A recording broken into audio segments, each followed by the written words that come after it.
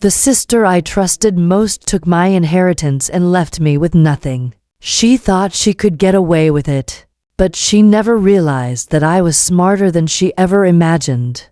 Before we dive into this story, make sure you're subscribed and have notifications turned on so you never miss a tale of justice. And I'd love to know, where in the world are you listening from today? Let me know in the comments. Okay, let's get into it. I remember the day I found out like it was yesterday. Though years have passed, the air in my small apartment felt unusually heavy that morning, as if it knew something was about to shatter the fragile sense of trust I had carried for so long. I was sifting through some paperwork my lawyer had suggested I review, a routine check, really, to make sure everything from our parents' estate had been accounted for properly. My sister, the so-called golden child, had always managed to stay one step ahead, charming everyone in the family with her effortless smile and confidence. I trusted her, even when a small voice in my head whispered that she was too polished, too perfect. I ignored that whisper, as I had always done, and then I saw it. The legal documents. At first, I thought my eyes were playing tricks on me. There it was, in black and white, my signature, my name, rerouted, and my inheritance, a sum I had worked toward for years, and believed was my rightful share, transferred directly into her account. My heart stopped for a moment. I stared at the papers, gripping the edges so hard that my knuckles whitened. The room seemed to tilt around me. This wasn't an accident. This wasn't a clerical error. This was deliberate. My sister had done this, knowingly, intentionally, and with full confidence that I would never find out. A cold, hard knot formed in my stomach. Betrayal isn't always loud. Sometimes, it's quiet and suffocating, creeping in under the guise of trust. I felt the familiar warmth of anger mixed with a deep, aching disappointment. She had always been the favorite, the one who could do no wrong, the one everyone adored. I had tried for years to maintain harmony in the family, to be reasonable and accommodating. Even when she overstepped boundaries or borrowed money I couldn't spare. But this crossed a line I couldn't ignore. I took a deep, shuddering breath and tried to ground myself.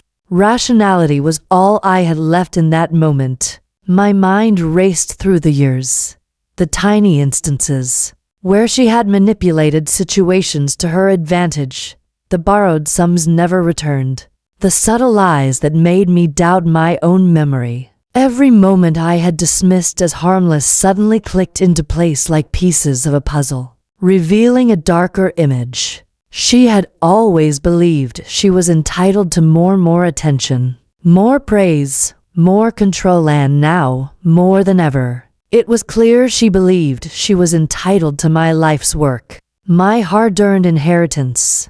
As the reality settled in, I felt a strange clarity amidst the fury. This wasn't just a family squabble. This was a test of character, of intelligence, and, ultimately, of justice. She thought she had won, that her charm and status as the golden child would shield her from accountability. But I knew, deep down, that every action has a reaction. Every deceit carries the seeds of its own undoing. And I was determined to see that through.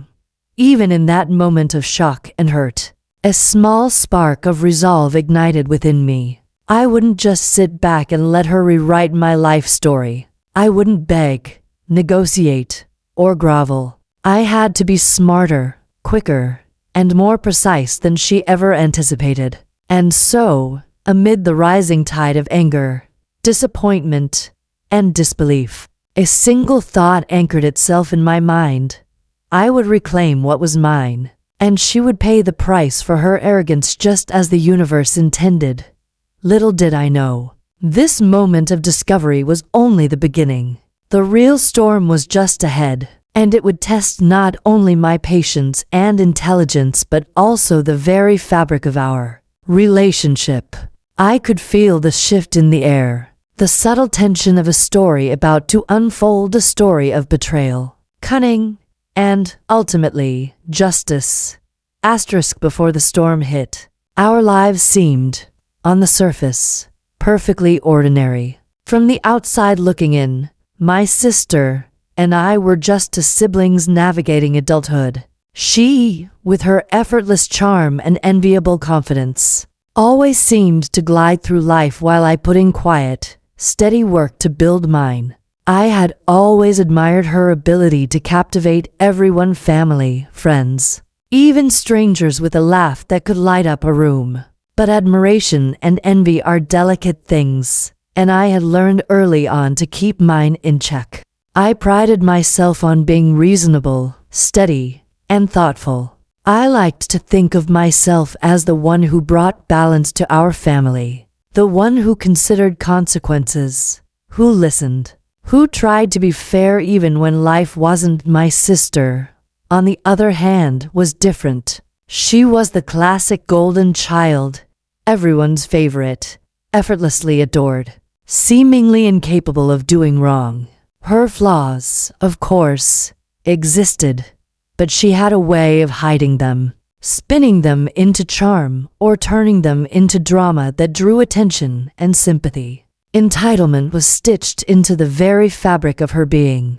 Even as a child, she had a knack for bending rules in her favor without anyone noticing, or if anyone did, she made sure they felt guilty for thinking poorly of her. I suppose in many ways, I had always forgiven her. Perhaps because I wanted to believe the best about her. Perhaps because family loyalty made it difficult to see her for who she really was. The normal world we shared was a delicate balance of subtle tension and forced harmony. On family holidays, she would shine effortlessly, drawing praise and attention, while I remained in the quieter corner, content to watch and contribute where needed.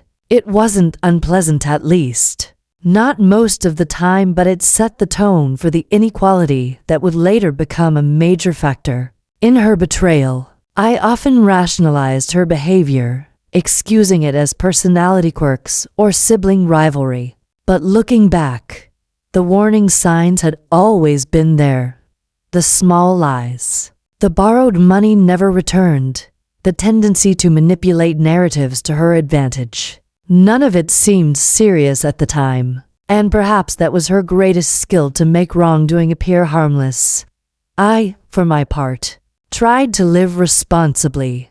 I worked diligently, saving carefully, making choices that would secure my future.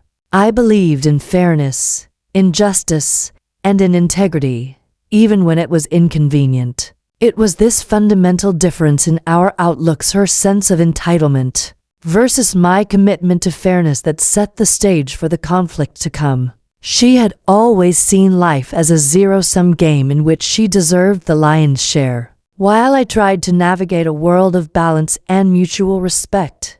Yet, beneath this calm surface, subtle tensions existed.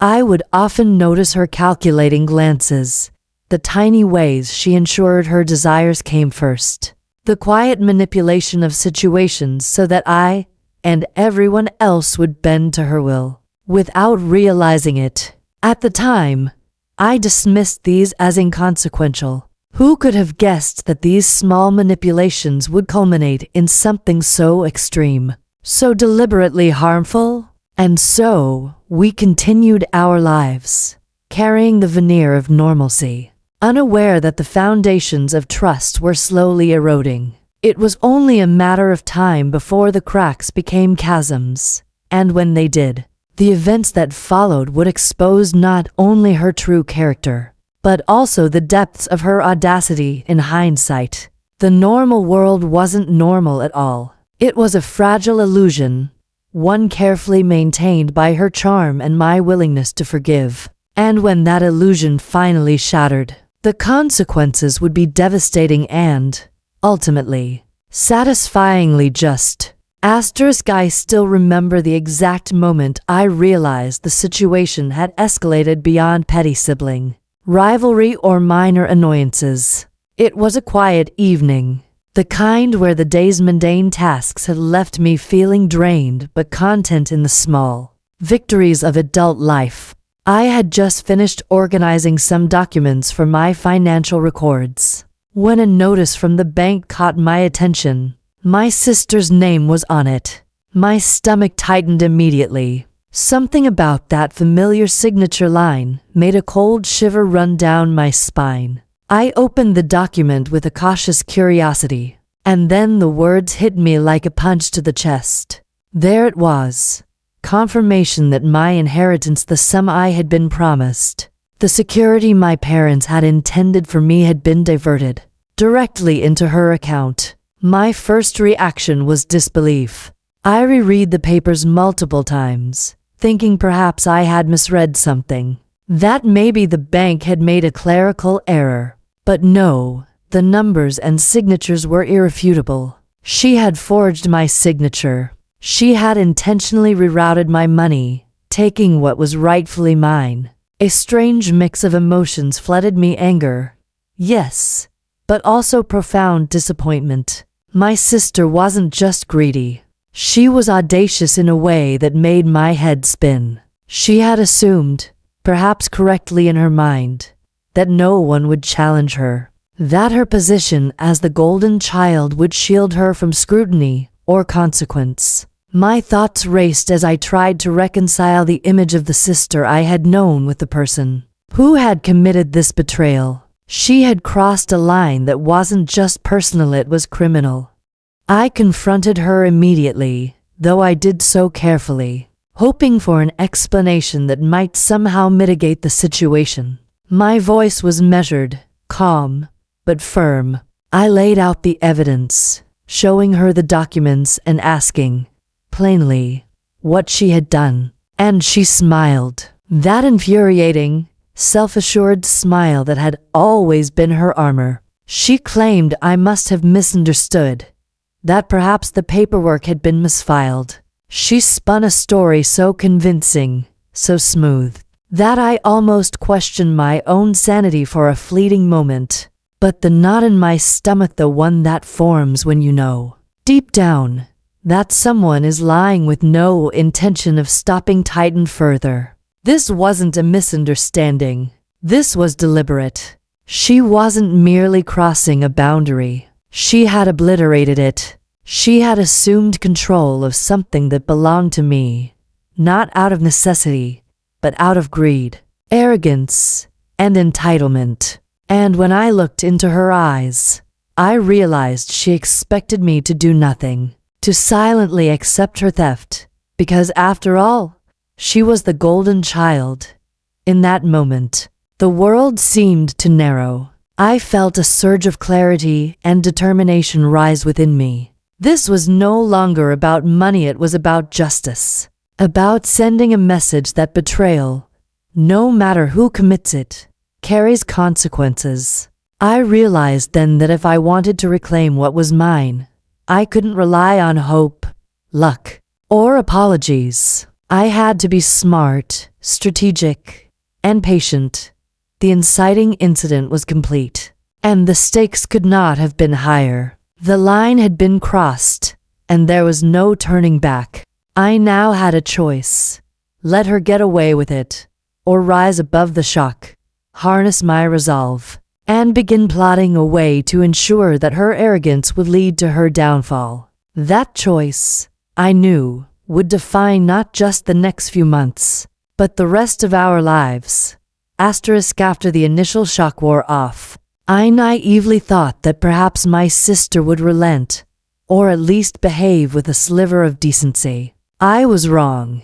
Almost immediately, she began to flaunt her ill-gotten gains as if she were rubbing salt into an invisible wound. Social media became her stage pictures of luxurious vacations, expensive shopping sprees, and lavish dinners posted with a casual ease that made my blood boil. It wasn't just the money.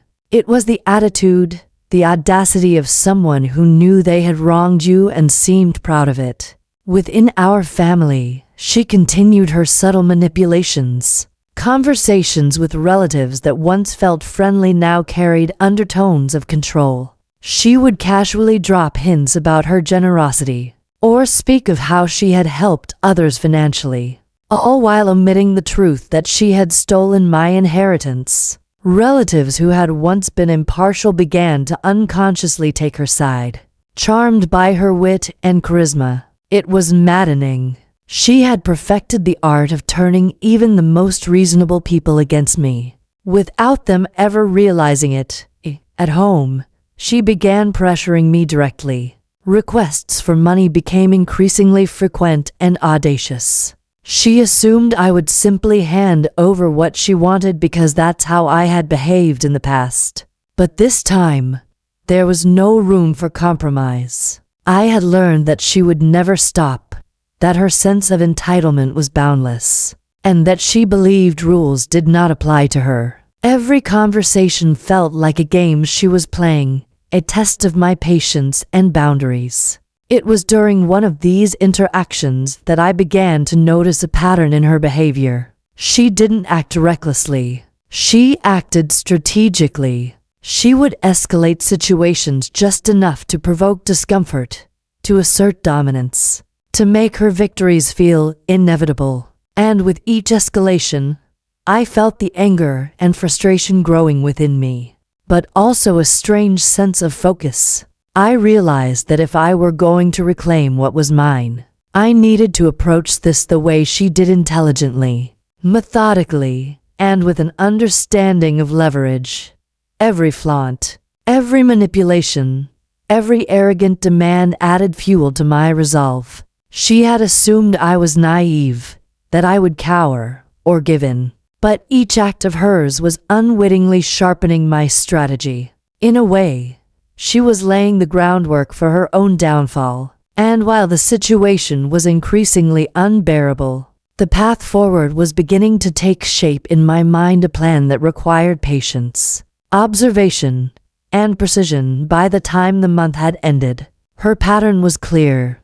She thrived on control and intimidation. But she had underestimated one thing: my determination to see justice done. Each act of arrogance and manipulation was a stepping stone, a signal that the final confrontation was inevitable. I no longer saw her as untouchable. I saw her as vulnerable, blinded by her own entitlement, and completely unaware that I had begun to turn the tide in my favor.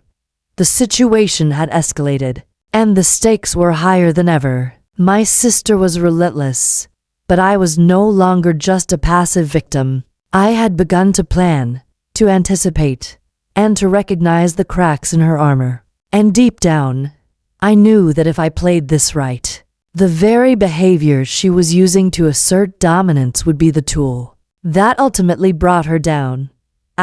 There comes a moment when patience runs out, when the weight of someone else's audacity becomes unbearable. And that moment arrived for me one quiet evening that I'll never forget. My sister, emboldened by months of flaunting her stolen inheritance and manipulating everyone around her, crossed a line that could not be ignored. She called me, her voice syrupy and persuasive, and asked me to lend her money again. But this time, it wasn't for a minor expense, or even something necessary. She needed cash to pay off a gambling debt.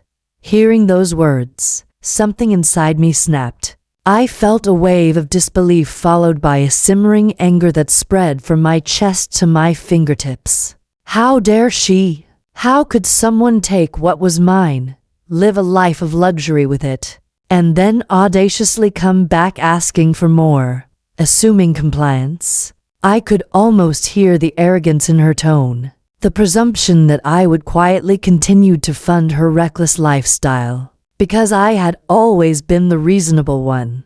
A cold, hard knot settled in my stomach, and for the first time, I truly saw her for who she was. Not just entitled, not just manipulative, but someone who thrived on exploiting others' kindness and patience. Every compromise I had made, every time I had turned a blind eye or excused her actions, had been misread as weakness. She had been emboldened by my restraint, and now she assumed the sky was the limit. I ended the call abruptly, my mind racing. There was no way I could allow this to continue. I realized that if I wanted justice not just for the money, but for my sense of self-respect and fairness, I had to act decisively. This wasn't about being petty. It was about reclaiming what was mine and ensuring she faced consequences. I could no longer hope that time or reasoning would change her. The final straw had been laid, and I knew it was time to take control of the situation. That night, I sat down with my financial records, family documents, and legal papers. I reviewed every detail meticulously, looking for a leverage point, a weakness, something I could use to turn the tables. My mind shifted from anger to focus. I realized that her overconfidence, her belief that she could get away with anything, was my advantage. The very traits that had allowed her to dominate the family dynamic were also the traits that would make her vulnerable to a carefully executed plan. The breaking point was more than just an emotional threshold. It was a moment of clarity. I understood that if I wanted justice, it would have to be earned through intelligence, strategy, and careful timing. There was no room for rash actions, no hope for spontaneous luck. This was my opportunity to assert control, to reclaim what had been stolen, and to ensure that my sister's arrogance would be her undoing. From that night on, my mindset changed. I was no longer the patient, forgiving sister. I became a strategist, a planner, a silent force building toward the moment when all the wrongs would be corrected. Every thought, every action, and every piece of evidence I collected would feed into a plan that was precise, inevitable, and utterly satisfying. She had pushed me too far, and I was ready to respond not with anger alone, but with the kind of calculated intelligence that leaves no escape for the guilty. She had pushed me too far, and I was ready to respond not with anger alone, but with the kind of calculated intelligence that leaves no escape for the guilty. I remember settling into my living room that night with a legal pad, the faint hum of the city outside, and a resolve that felt almost physical. I tore apart every piece of paper I had relating to our parents' estate, the will, bank statements, the trust documents, emails, even old text messages that mentioned money or promises. Where before I had seen only chaos and betrayal, now I was looking for structure. A single hinge I could pry open to swing everything back into the right place. The first breakthrough came unexpectedly. Buried in a dense paragraph of the trust document was a clause I had skimmed over in my earlier, more emotional readings. It was written in dry legal language, the kind of sentence that tends to be overlooked unless you're trained to find the implications hidden within. The clause stated, plainly enough, that any transfer of funds or allocation of shares executed without the express written consent of the named heir could be subject to review and reversal by the trustee, provided there was evidence of fraud or forgery. In that moment, the world seemed to tilt again, only this time not from shock but from the sudden clarity that this wasn't merely an emotional battle. It was a legal one I could win.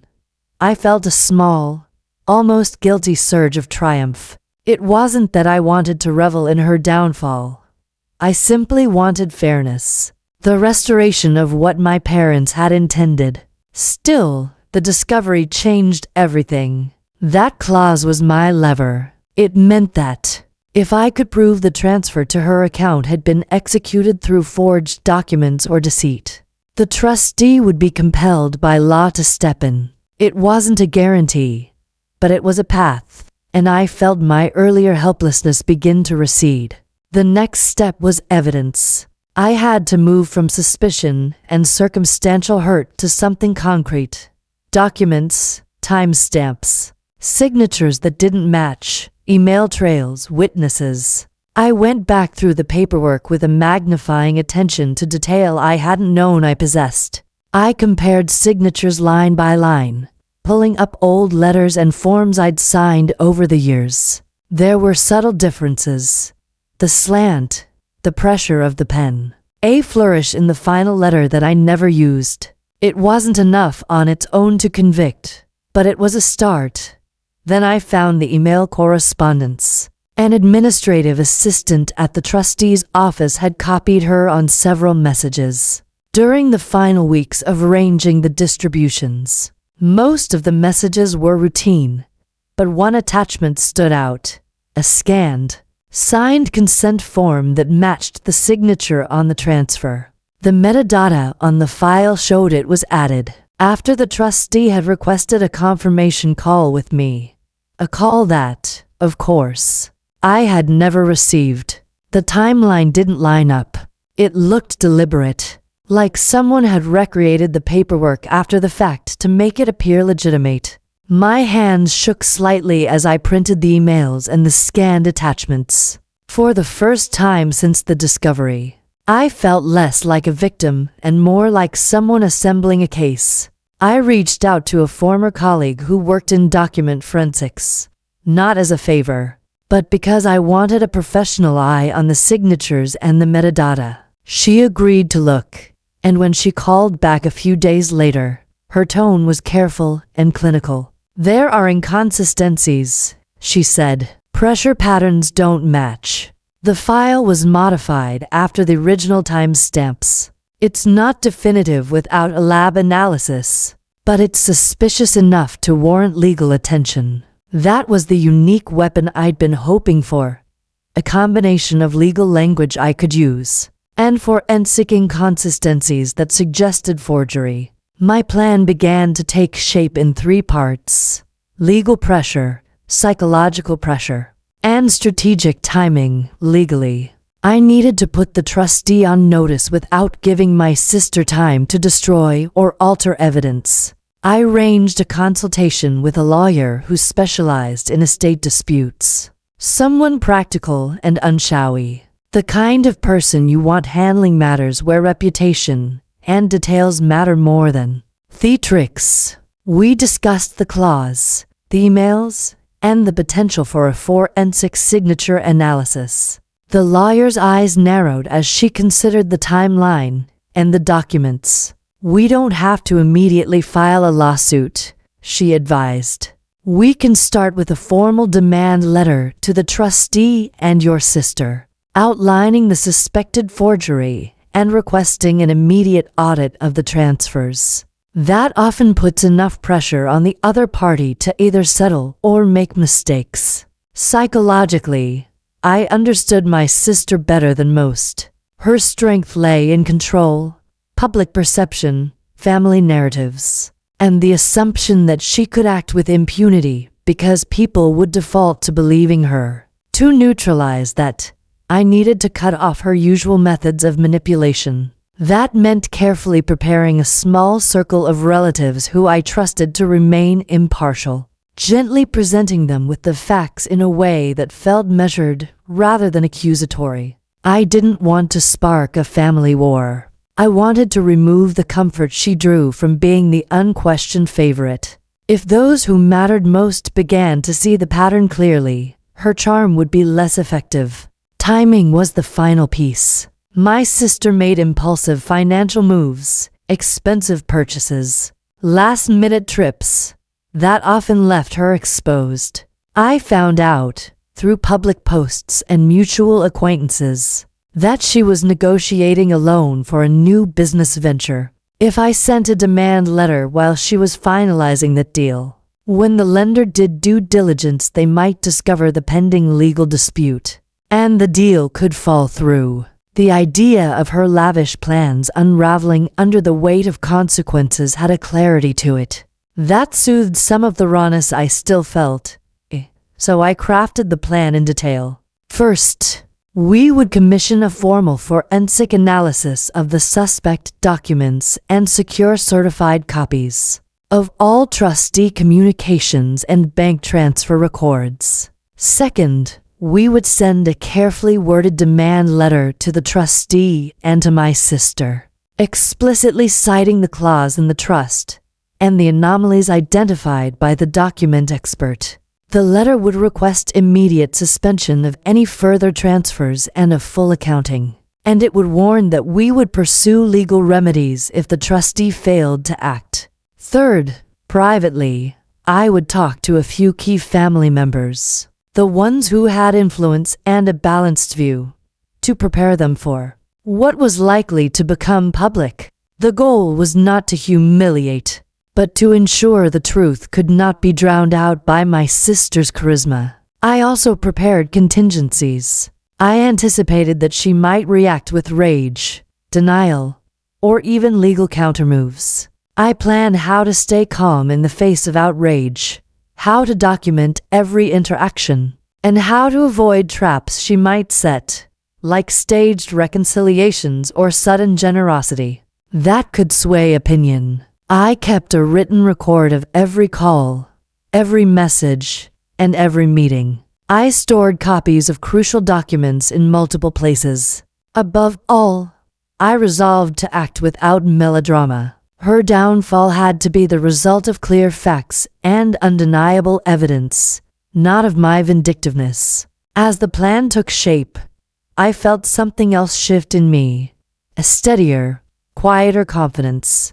The vindictive fantasies that had flickered in the first days, imagining confrontations or humiliations, were replaced by a focused, methodical approach. I didn't want to humiliate her for sport. I wanted justice and restoration. My anger had evolved into a disciplined pursuit of truth. There were moments of doubt, of course. Late at night, when the house was quiet and the ache of betrayal returned, I questioned myself. Was I becoming obsessive? Would going to war with my sister fracture the family beyond repair? But every time those doubts surfaced, I'd look at the documents on my desk and remember the signature that wasn't mine. I would think of the nights I had tightened my belt, the projects I had postponed, and the safety I had lost because of her greed. Those memories pushed me forward. When we finally sent the demand letter, it was precise, unemotional, and lethal in its clarity. The trustee's office acknowledged receipt within 48 hours. I had arranged for the forensic report to be expedited. The analyst agreed to provide a preliminary opinion that could support our claims. And privately, those family members I had briefed began to ask questions, their tone changing from casual curiosity to something more serious. The plan wasn't about revenge. It was about setting things right. But it was also undeniably satisfying to know that every small arrogance, every casual boast she had made about her new lifestyle, had been building toward a reckoning she never imagined. I had found the lever, gathered the evidence, and aligned the timing. Now it was a matter of executing with patience and precision, two qualities she had consistently underestimated in me. I remember the morning the lawyer and I walked into the trustee's office. It was a rain-soft day, the kind that muffles the city and makes everything feel contained, almost private. I wore a simple blazer, nothing flashy intentional, because I wanted to look like someone who belonged there by right, not by theatrics. The lawyer carried a slim folder of documents that felt heavier than its weight. Every page inside it held a piece of the story I had spent months assembling, copies of the trust, the questionable transfer records, the forensic analyst's preliminary report, and a precise timeline that left little room for ambiguity. We were shown into a modest meeting room where the trustee and his assistant waited with polite, neutral expressions. The trustee's practiced calm gave him an air of authority, the kind that usually smooths over family disputes. This time, though, he met my gaze without flinching. There was a professionalism in him I respected. I had learned not to expect theatrics in such moments. The law, when wielded correctly, is silent and devastating in its efficiency. My lawyer began with measured language. She outlined the clause in the trust that had become the hinge for everything. Read the anomalies in the transfer paperwork, and presented the forensics. Differences in signature pressure.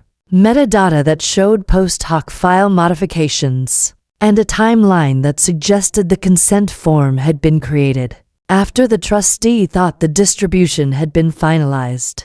Each statement landed like a small, precise hammer blow. I watched the trustee's fingers trace the edge of a paper, his face politely contained but unmistakably attentive as the meeting progressed.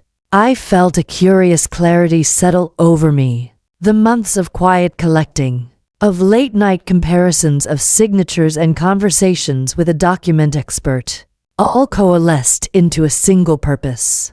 I was no longer a person reacting to hurt. I was someone with a mandate to restore what had been taken. My voice stayed even when I spoke. I told them, calmly and clearly, what I had discovered, how the transfers had affected me, and what I expected in terms of a remedy. The words felt measured because they were anchored in facts. After hours of discussion, the trustee agreed to put the questionable transfers on hold and to initiate a formal audit. It was a cautious move on his part, but it was a move. The moment the trustee promised to freeze further activity, I felt the first tangible shift.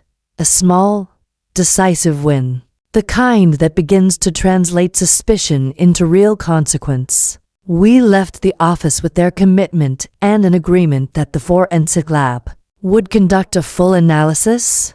I remember stepping back onto the damp sidewalk with a sense of relief. So profound it was almost dizzying. But this was only the beginning.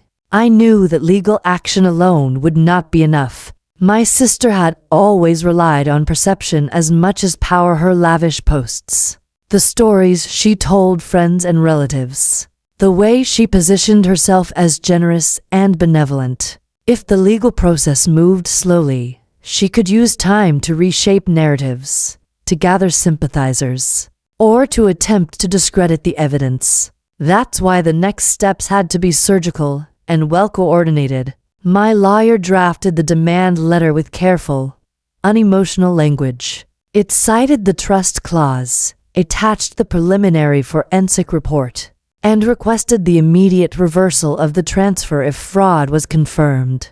Importantly, the letter also informed the trustee that if he failed to act, we were prepared to file suit and seek damages for the financial and emotional harm caused by the improper transfer. It was not a threat made in anger. It was a clear legal posture. My lawyer handed a copy to the trustee that afternoon and sent certified letters to my sister and several key family members. I wanted the truth to be present in places that mattered, both legally and socially. While the audit proceeded, I began the quieter phase of my plan, controlling the story among those closest to us. I met privately with relatives I trusted and presented the facts calmly, not as an attempt to turn them against my sister, but to give them the information they deserved.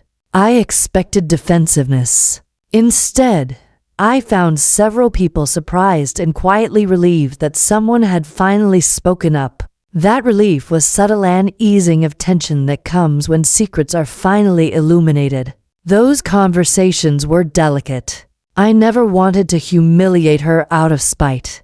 I wanted to ensure there were witnesses who understood the truth when, inevitably, accusations and explanations came from her side.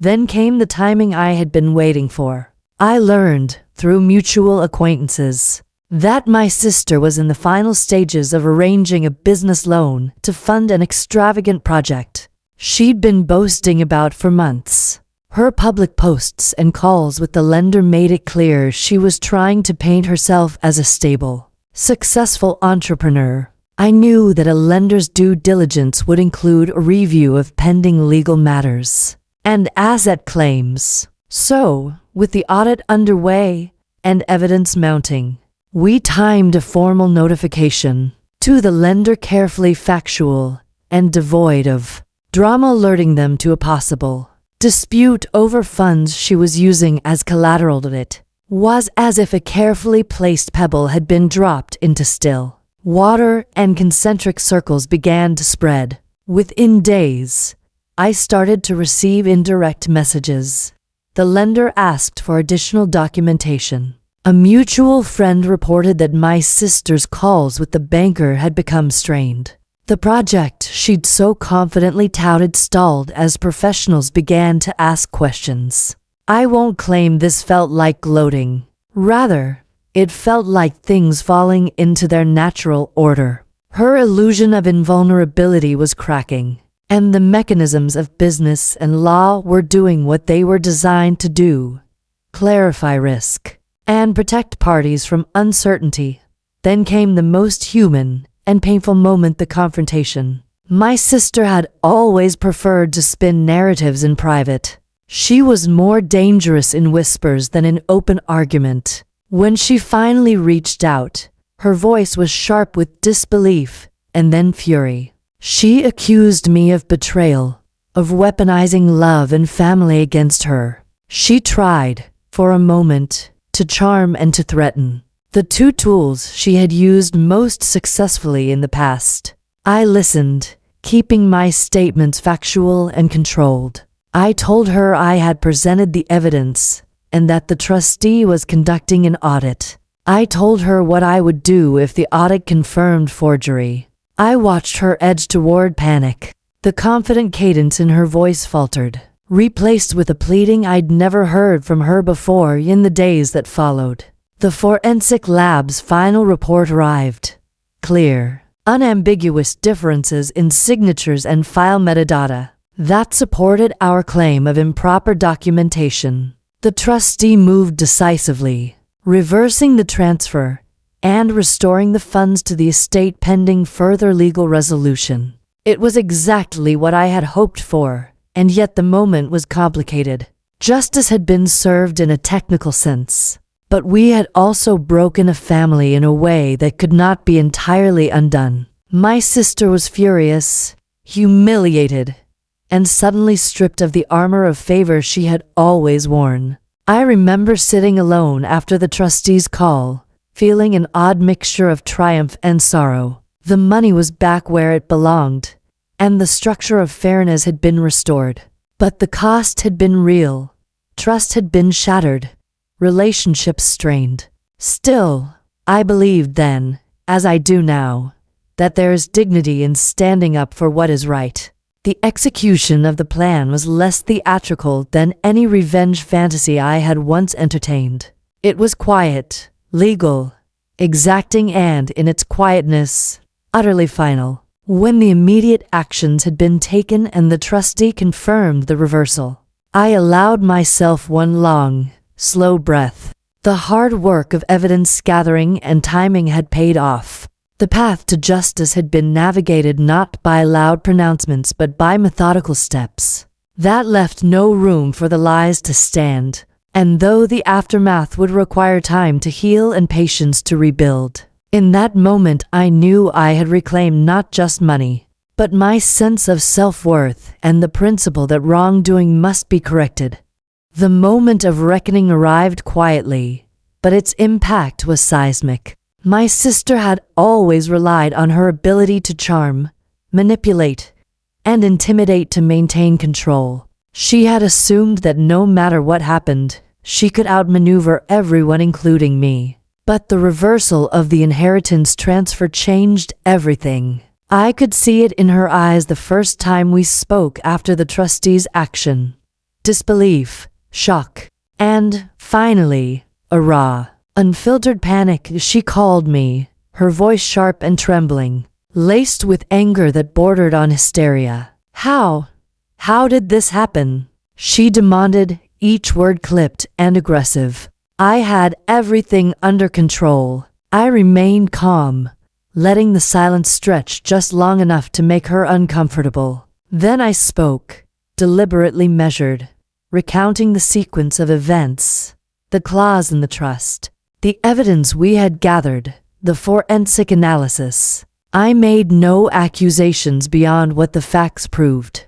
I let her hear, without interruption, that the reversal had been executed legally and indisputably. Her reaction was telling. For the first time in our adult lives, she was not in control. The smooth composure she had perfected over decades cracked, revealing the vulnerability beneath. She began to stammer, grasping for excuses that would explain away the fraud. She tried to blame administrative errors, miscommunication, even me, but each explanation faltered against the unyielding clarity of the evidence. I could almost feel the weight of her ego collapsing. The confidence she had wielded like armor was gone, replaced by the stark reality of exposure. She realized, finally, that her charm, her manipulation, and her entitlement meant nothing against proof, preparation, and persistence. Every boast, every flaunt of her ill-gotten wealth, had only highlighted the stark contrast between her actions and the law's impartial authority. The confrontation was both verbal and psychological. She demanded meetings, pleaded with relatives, and tried to shift the narrative to make me seem unreasonable. But those I had quietly briefed were prepared. They had seen the evidence, understood the timeline, and were not swayed by her attempts to rewrite reality. Her allies within the family had dwindled almost overnight. Every conversation she initiated was met with calm questioning, requests for documentation, and reminders of the facts she could not dispute. By the end of that week, the extent of her isolation became clear. Friends who had admired her opportunism began distancing themselves. Business contacts who had considered her credibility questionable now viewed her with caution. She experienced what it meant to be stripped of control, her once invincible reputation now tenuous and fragile. I could see the internal collapse in subtle ways. The quick glance over her shoulder during calls. The way she avoided eye contact during family gatherings. The tension in her voice whenever she spoke to anyone who knew the truth. This was the downfall I had been waiting for, not a melodramatic public humiliation, but the slow, inexorable collapse of the very confidence and control she had relied upon for years. It was satisfying, yes, but it was also instructive. I realized that her arrogance and sense of entitlement, which had once been sources of her power, had become the very tools of her undoing. She had underestimated patience, precision, and legality, assuming that personal charm could override tangible evidence. In the end, her own behavior, her greed, her manipulation, her overconfidence had paved the way for her loss of authority, status, and credibility. By the time the trustee confirmed the full restoration of the inheritance and communicated the final legal resolution to all parties, my sister was left with no room to maneuver. The confrontation was over. The downfall complete. She had no choice but to accept the reality. The law, evidence, and careful strategy had outmatched her entitlement. For the first time, I saw her not as the untouchable golden child, but as someone forced to confront the consequences of her actions, humiliated, frustrated, and powerless. The lesson was clear, and I felt a deep, quiet satisfaction. Justice had been served, not through spectacle or anger, but through careful planning, patience, and relentless focus. The next step would be the final chapter, the absolute closure, where the consequences became real, tangible, and unavoidable. The final moment of victory came with a quiet, almost surreal clarity. It wasn't dramatic. There were no shouting matches or public scenes, just the undeniable confirmation that everything had shifted irreversibly. The trustee's office called to confirm that all disputed funds had been fully restored to the estate, and that the transfer to my sister's account had been officially nullified. The paperwork was meticulous, airtight, and entirely in my favor. Holding those documents in my hands, I felt a wave of satisfaction so pure it almost took my breath away. What made it truly satisfying wasn't just the money coming back. It was watching the consequences land exactly where they belonged. My sister, who had thrived on arrogance and entitlement, suddenly had nothing left to lean on. Her lavish purchases were frozen or under scrutiny. Her attempts to secure new loans stalled. Her reputation among family and friends had shifted. Those who had once admired her cleverness now viewed her actions with skepticism, even quiet condemnation. She had assumed she could manipulate everyone, but the very strategies that had once made her untouchable were now the chains around her own freedom. The most impactful moment, though, was personal. I received a call from the lawyer who had coordinated the audit, a calm but firm voice delivering the final word. Everything has been reversed. The estate is secure. She cannot touch these funds again without legal consequence. I closed my eyes and allowed myself a slow exhale, feeling the weight of months of tension, frustration, and meticulous planning lift off my shoulders. Every late night of combing documents, every cautious conversation with family, every piece of evidence gathered had been worth this exact moment. Later, when I spoke to my sister, the shift was unmistakable. Gone was her confident, untouchable tone. In its place was hesitation, a brittle veneer of defensiveness, and most strikingly pleading. She asked for leniency, for explanations, even for reconciliation, but there was no way to negotiate around the truth. I remained calm, measured, and firm. I acknowledged that she had crossed a line, and that there would be no further financial assistance. There was no gloating, only the satisfaction of inevitability.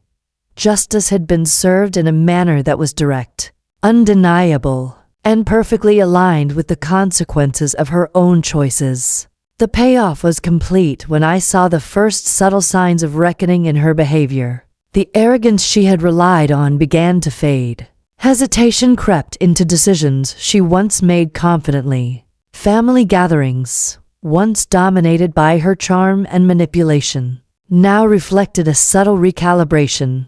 People listened more carefully, questioned more rigorously, and no longer assumed she was infallible. It was the clearest evidence that the scales had balanced, that karma had taken its course in that quiet space. Holding the documents and witnessing the outcomes, I realized that the victory was not just financial, it was moral. I had reclaimed what was mine, yes, but I had also demonstrated the power of patience, intelligence, and deliberate action over impulsive greed and entitlement. The universe, in its quiet way, had allowed her own traits to orchestrate the downfall I had carefully navigated to meet them.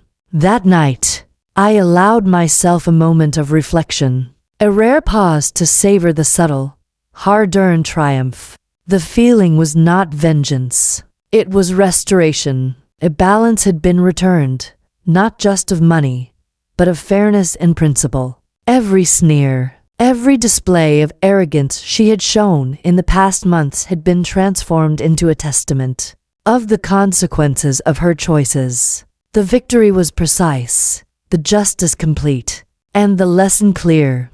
Deceit and entitlement may shine brightly for a time, but truth, preparation, and perseverance always have a way of prevailing.